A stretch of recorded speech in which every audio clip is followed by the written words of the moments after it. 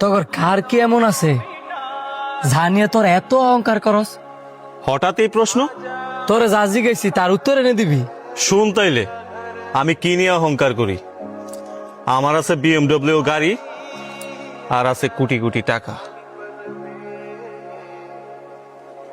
আমার আছে শক্তি, পলিটিক্যাল পাওয়ার।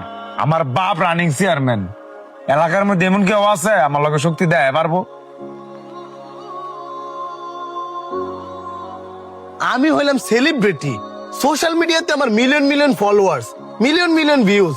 আমার মধ্যে অহংকার থাকবে, এটাই তো স্বাভাবিক। তুই কি কইছিলি? তোর BMW গাড়ি আছে।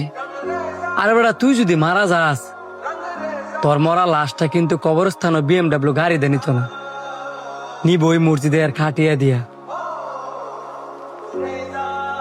আর কি কইলি?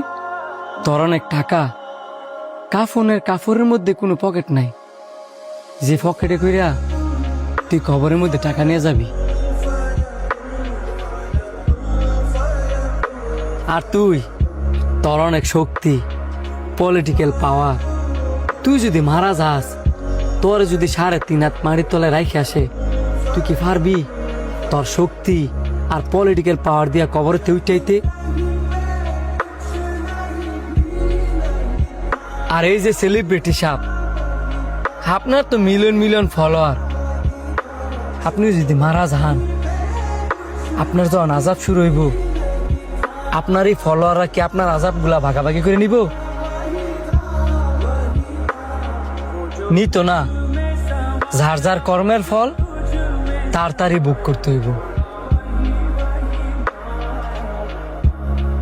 আর আমাদের আল্লাহ পাক কি বলছে? কুল্লু নাফসিন যায়কাতুল মাউত। প্রত্যেকটা প্রাণীরই মৃত্যুর স্বাদ গ্রহণ করতে হইব। সুতরাং অহংকার না দেয়া সবাই মৃত্যুরে ভয় কর।